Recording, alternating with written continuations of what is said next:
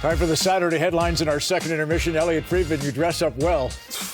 Oh, your buddy's giving it to you for coming on set. Came on. Bit disheveled with big news. So listen, you and Kyle have 32 thoughts. It's okay. We were focused on the story and not your reputation on that one. Your reputation enhanced by breaking that story. And listen, you and Seth Jones, we were talking with Kyle, when he said Tuesday after the Utah loss, we're the exact same team we were after game one. You said you could do that one more time, maybe, but they'll probably tell him not to do it again, and he won't. He's gone. And I think that really intensified what Chicago wanted to do, and what Seth Jones wanted to do, was find another trade partner, and they did. Seth Jones of the Florida Panthers and a fourth-round pick in exchange a conditional first-round pick. It's either 2026 or 27, and goaltender Spencer Knight. Blackhawks retaining a little over 26% of Jones' salary. That makes Jones a $7 million player for the Panthers for the duration of his contract. And the connection here, Bill Zito, the GM of the Panthers, was in Columbus when Jones was there. That's why there was speculation Florida would be the team. We had two other trades today as well, Ron. Earlier today, the Rangers sent Ryan Lindgren, Jimmy Vesey, and unsigned prospect Hank Kempf to the Colorado Avalanche for Calvin DeHaan, Juuso Parssinen, and two conditional picks. The Avalanche have two picks in each of those rounds. The better of each of those two picks will go to the Rangers. And the other one is, for the second time, the Minnesota Wild have traded for Gustav Nyquist at the deadline. The first time was 2023. They do it again this time for a second-round pick, and the Predators retain 50% of the salary. And by now, also, Ron, Kevin should know he shouldn't leave his notepad around when he's not here. That's right. Let me write something in it and see if he goes with it. You also, with Kyle, had a great conversation about Mikko Rantanen, and it was a little bit about the cup possibility for Carolina. If they think it's real, do they keep him and then lose him to free agency? Anyway, you go on. Where are we at? So Mikko Rantanen, the Carolina Hurricanes have a decision to make.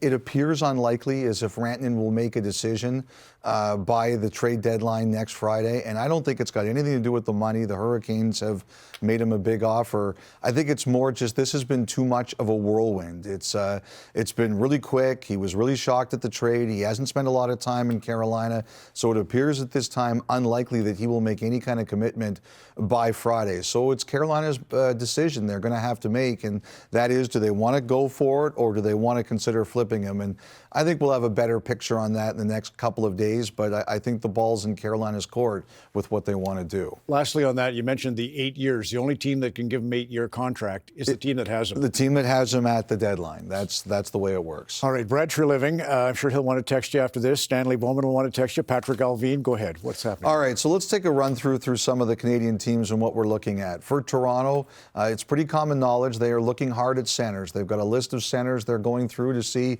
which one makes the most sense for them. I think one player they are definitely considering in terms of both the acquisition cost and is there any way they can do possible retention is Braden Shen of the St. Louis Blues. If you're a Toronto fan, you heard Craig Berube wax poetic about him yesterday, but I don't believe the Maple Leafs are the lone team in considering this.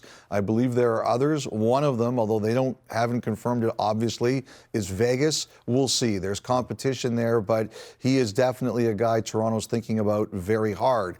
Edmonton, last night, Evander Kane's no-trade protection evaporated. He no longer has a full no-trade clause. He has a partial one. And his situation is that the Oilers are going through those teams and they're trying to see what the market could be for him.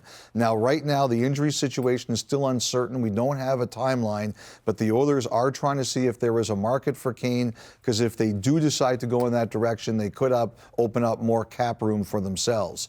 In Vancouver, the Canucks have a situation where they're looking to add to their forward group, whether it's now or it's later.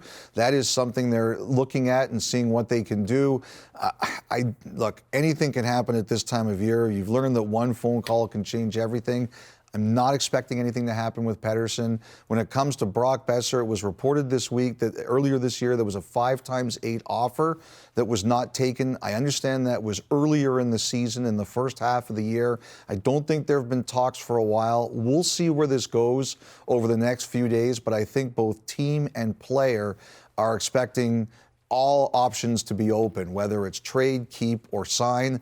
I don't think either side has a great idea the way this is going to unfold at this point in time, but I do think the Canucks still want to make the playoffs. I don't think they want to make themselves in any way less able to do it, and I do think overall they want to add to their forward group. Just watching in the room, Elliotte, 5 trades in 36 hours. There were 20 trades in the 7 days leading up to the deadline last year.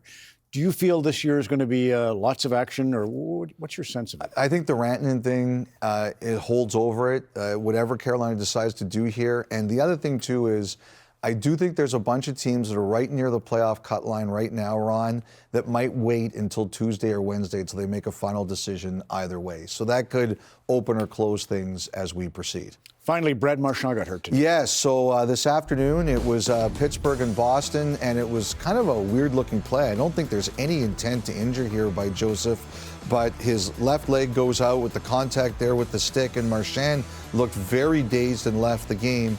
The Bruins expect to have a better idea tomorrow of what this is, but the good news is it doesn't appear that anybody is concerned this is a long-term thing. So we'll see where that goes. Hopefully he's okay. Elliotte Friedman, and your Saturday headlines, and there's Kevin Bieksa rescuing his little blue book. Okay, good. Don't read the first line in there.